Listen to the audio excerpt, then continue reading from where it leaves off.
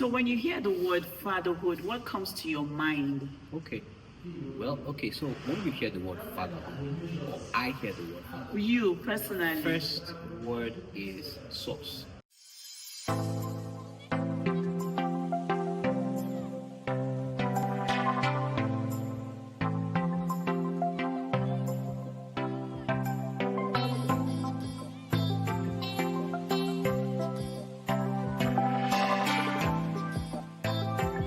Good day, everyone. You're welcome back to Let It Out. So if you're new on this channel, my name is Blessing Boaz Adiotunoloa, and this is a platform where we speak about children, parenting, and family as a whole. So with me today, I have a special guest, and it's none other than Mr. David Walton. It's good to be on the show. Mr. David Walton, thanks so much for coming. Thank you. Thank you. Exactly. Thank you. So today we're just going to be discussing about fatherhood. Okay. Yeah. So when you hear the word fatherhood, what comes to your mind? Okay. Okay. So when you hear the word fatherhood, or I hear the word fatherhood, You personally. first word is source. Wow. Yes, source. Nurturer, keeper. My goodness. Yes, these are the words that come to mind, when I hear the word fatherhood. First of all, the children have your DNA, right? You're responsible for their keeping, their upkeep, their nurturing.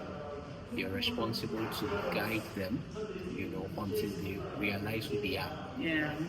And they can now begin to craft their own definitions for life, shape their own perspective. So you are that first contact that they have. You're that first source of definition that they have. You're that first source of nurturing that they have.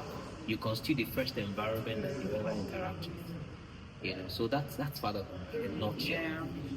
So someone once said, I think one of my mentors, she said, imagine you find yourself in space. Let's say you find yourself in Mars. What would be the first thing you would do? You would want to look around the aliens or whosoever you find there and see how they behave, right? How they interact, the kind of things they do. That's adaptability. So the children that are under you are trying to adapt, and they're actually looking at you, looking at your wife to be able to adapt into the world that they found themselves, right? Yes. So when you said all of those things, that just came to mind. Yes. Yeah. Awesome. So do you think as Africans, I want to bring it back home, do you think as Africans, fathers are doing the job the way they are meant to do it? Wow. As Africans. Yeah, as Nigerians, as Africans. The concept we have, the prevailing concept of being a man, first of all, in Africa, is not thorough. It has its imbalances in several places. So it also has its way of translating into the way we see fatherhood. The general notion is that fathers are not doing it. That's the African notion. Fathers are always not around. Yeah. Fathers just provide food, pay the bills, right? And do a very few things, work, and that's it. So it's not thorough. And you find very little responsibility to the children, to the emotional needs of the children, to the psychological needs of the children, to the spiritual needs of the children. If you ask the general child today, maybe my age, my generation, you'd hear us talk about how we heard our mothers pray for us. True. You'd rarely hear us talk about how our fathers invested, because fathers were out of the picture most of the time. So I think it is not thorough, and it has to be corrected, because the role of a father in a family cannot be overemphasized. Cannot. I have two boys, and I see the way they gravitate towards me. I travel a lot and all of that. And the one that needs to play with them, the one that needs to do the assignment, the one that needs to do this anytime that is around. So imagine I begin to neglect those things because this does not pay the bills. I need to always work. There's a vacuum that will be created in the minds of those children that they would want to find something else to feed. Yeah. You know. So let me not go beyond. But I think the definition, the concept of fatherhood in the African context has not been solved. So it has led for a lot of gaps that has affected children, especially the male children. Yeah. So that's basically right. Everything you've said is the truth, because I've observed. I have friends. I watch them. I have sisters. You know, I go to their houses and I see how a lot of things have been done. But you know, that fatherhood, that nature of a father has always bothered me. When we see that our fathers are not around. Yes. Now, as I'm sitting like this, I can't really tell you anything about my dad. I can't say this is the relationship I had with my father. I can't say that because I don't have that, but these days I believe that fathers need to come out some more. Fathers need to be more involved. When you're married and you have a spouse that understands you and you work together, I tell you, it makes the marriage so smooth. Sure. It makes the home so smooth, because that is when you're beginning to preach to your children about marriage. They see marriage from your lenses. Yes. So imagine we have children and they are just seeing us quarreling and shouting.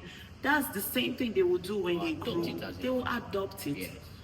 Because the children absorb. That's the kind of mind they have. They have the absorbent mind, and it stays.